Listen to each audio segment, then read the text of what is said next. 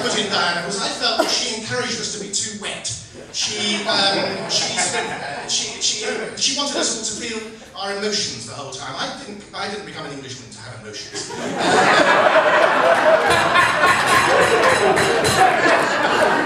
And she was almost like the sort of herbal cure fraudster. She was a bit too keen on them, wasn't she?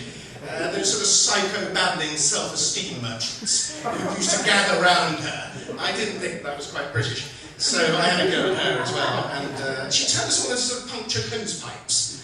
Diana, it was all just slowly leaking. I just wish I'd known. And then the other man, one of the other men, there were 50 of them, Richard Dawkins, actually I think they're 51, there were 51 at one point, I never noticed. But Richard Dawkins as well, who's that crazed prophet of atheism. Agree on that one. I've had a lot of flack from Daily Mail readers as well. Dawkins has this website called, he worships himself, that man, doesn't worship anyone else. And the comments on the website have been beastly. So I think what we should do, we should pray for secularists, only because it really make them cross. I think that's what we should do.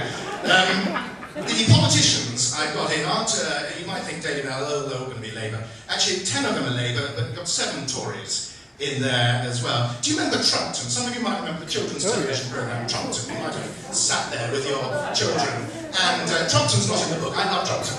But do you remember the opening sequence of Trumpton? There used to be a sort of tick-tock, and of a village clock. And then there was this thing, pew, pew, Barney McGrew, Puff, but Dimple, Brown. Went like that, didn't it? And so I looked at the cabinet the other day, looked at them riding to the rescue of Gordon Brown after some new calamity.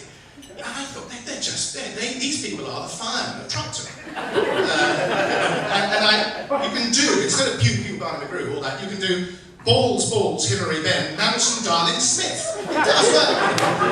Or you can do Hoon, Broom, Miliband's twice, Denham, Harman, Straw. And now we can think of Peter Manson dressed up as a fireman. I tell you, it's very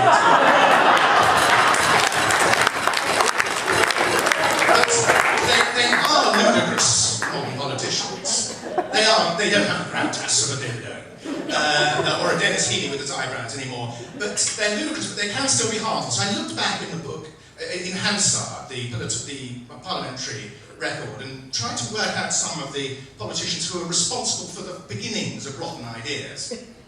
And for instance, Rhodes Boyson, do you remember that man with the Buggered grapes? He was the man who was first started selling off school playing fields, so you can pin it on him. It's quite interesting to pin these things on particular people. I couldn't find out, the Law Society were deeply unhelpful. I couldn't find out a politician who was responsible for no win, no fee. These people, these ambulance chasing lawyers. But I could work out Harold Wilson was responsible for starting special advisors. Of whom 39 was one, I think, by the way, we all have to pay for these wretched special advisors nowadays. Kenneth Baker, he was of the worst sort of something must be done brigade. And you remember, he wanted to kill off dangerous dogs, but also he stopped us beating children. So we were allowed to kill dogs, but we weren't allowed to lay a finger on children. That struck me as we got it the wrong way around. And then there's a man named Harold Walker, who was a Labour MP, who was a deputy speaker, and he was responsible for the health and safety executive. So you can actually pin it on these, hang these devilish deeds on individual politicians. It's about time we did this, I think. And the damage hasn't just, I've been going too long, the damage hasn't just been done at Westminster either. It's on a small p. You can have small p political damage. So, for instance, there's a terrible cleric called the Reverend Ronald Jasper, who was Dean of York, and he screwed up the Book of Common Prayer. He stopped us using the Book of Common Prayer in churches. As a result, going to church these days, you're subjected to ludicrous, pathetic liturgy. And there's an equally bad man called Graham Hendrick, who's you're not allowed to call them hymn writers now, they're songwriters. And he wrote an execrable thing called Shine, Jesus, Shine, which when they sing it, you go to a wedding and they strike it up, you just want it to disappear. And they all do hand movements, and as well, the hand movements during the hymns.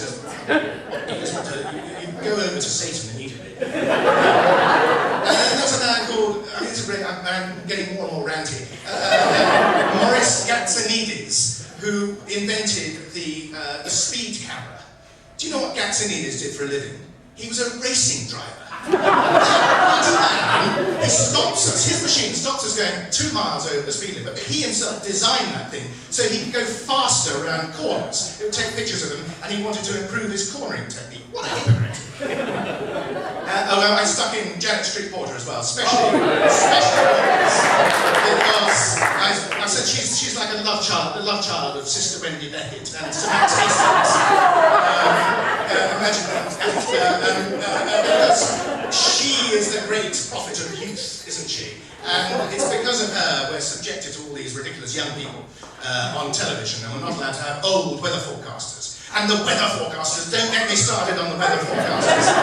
Oh, I could talk for 50 more minutes about weather forecasters. That woman, Helen Willis, I know she's pregnant at the moment, which means she's going to disappear from our screens, I hope. But she's so wet.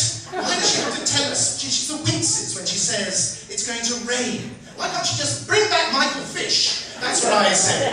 All right, so he didn't notice a hurricane coming on. Bring back old Fish. At least he had a proper haircut. This is a very subjective list, and it's a snobbish list, I admit it, and it's naughty and sort of rude about people, but so be it. I'm just going to close by apologising for the bad language of the title, because working for the Daily Mail, I'm not meant to use words like that.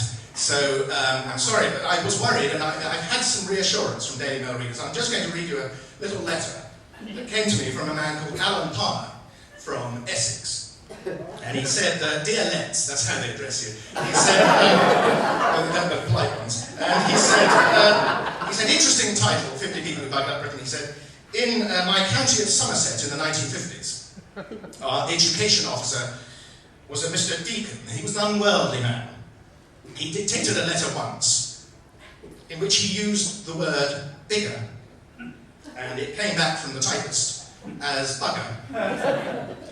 And Mr. Deacon noticed the error before the letter went out, and he drew a ring around bugger, and in the margin he wrote, make bugger bigger.